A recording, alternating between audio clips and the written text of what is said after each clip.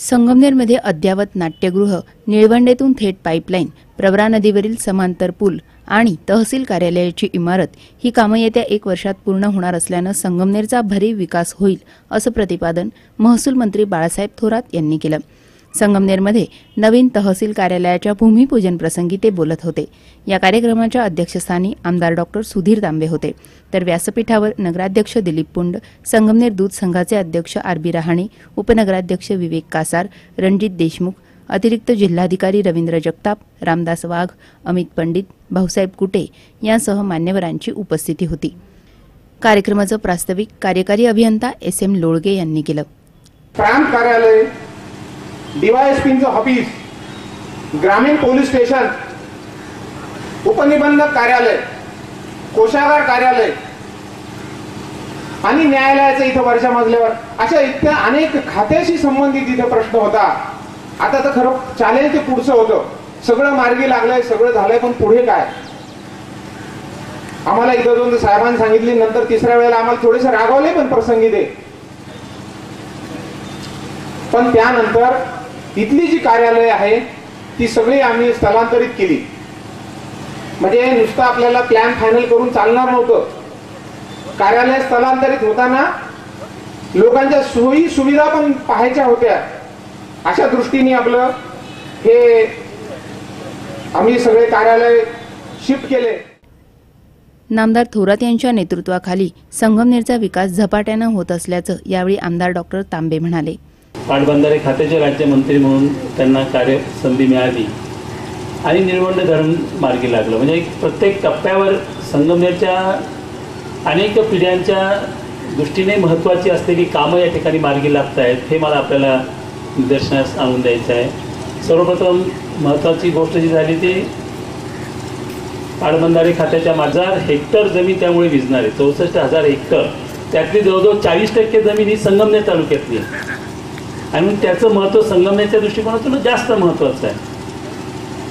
तसंच निळवंडे धरणातलं पाईपलाईन सुद्धा त्याचाही मुहूर्तमेढ त्याच वेळेस रोवली गेली। तिथं धरणाच्या भिंतीमध्ये पाईप टाकण्याचं काम झालं, धरणाच्या भिंतीतनं मग ते पाईप टाकण्यासाठी जागा ठेवल्यामुळे पुढच्या काळामध्ये त्याचा त्रास झाला नाही आणि ती योजना आता अतिशय वेगाने पुढे जात आहे। आगामी वर्षात संगमनेरचा भरीव विकास होणार असल्याची ग्वाही नामदार बाळासाहेब थोरात यांनी यावेळी दिली। या जागेचं महत्त्व तसं ऐतिहासिक आहे।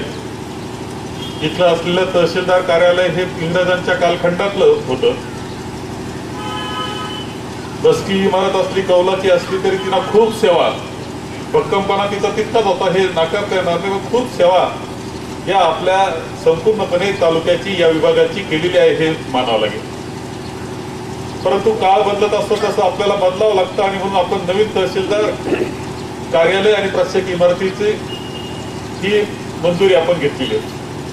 एकंदर 7 कोटी रुपये आपण खर्च करणार आहोत आणि आपला प्रयत्न असा राहणार आहे।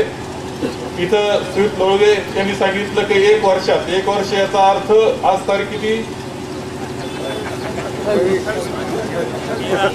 28 जानेवारीच्या आज हे काम पूर्ण झालं पाहिजे। इतकं वेगाने हे काम करायचं। अशी चांडक आणि त्यांचे सहकारी एक अत्यंत चांगली टीम याकरता कॉन्ट्रॅक्टर म्हणून मिळालेले भेटले। जरा कॉन्ट्रॅक्टर मिळाल्यानंतर आनंद झाला, मला भेटायला आले, म्हटलं बाय आपलं घरचं खाऊन पिऊन फार सुखी, आपण आपल्याला फार नफा राहिला पाहिजे असं अजिबात नाही। आणि कधी ह्या कामात तर नफ्याचा विचार करू नका, शिवाय ऐकून घ्या। परंतु पुढचे 50 वर्ष कमीत कमी आपलं नाव निघालं पाहिजे, कारण ते कॉन्ट्रॅक्टर होते, त्या कुटुंबाला त्यांनी बांधली आणि सुंदर इमारत आहे। अनेक इमारती अशा आहेत आज, अनेक धरणं असे की नावानं ओळखलं जातात, कॉन्ट्रॅक्टरच्या नावानं ओळखलं जातात। तुला बसला सगळ्यांनी जीव लावून करायचंय। लोळगींनी आपल्याला आशीर्वाद तसं आश्वासन दिलेलं आहे, त्यांची साथ राहील। मी परांजी शाह यांना म्हटलं की तुम्ही आता पुण्याहून परत आलं पाहिजे, लक्ष दिलं पाहिजे। एक आज पाहिलं तरी आपल्या लक्षात येईल की कदाचित प्लॅन चित्र पाहिल्यानंतर तुमच्या लक्ष येणार नाही, परंतु खूप विचार करून हा प्लॅन तयार करण्यात आला।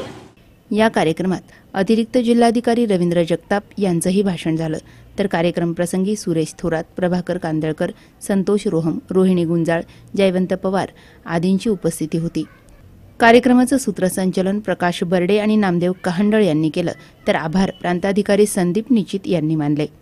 सी मूव्हीज एन न्यूजसाठी कॅमेरामन सुखदेव गाडेकर, संगमनेर.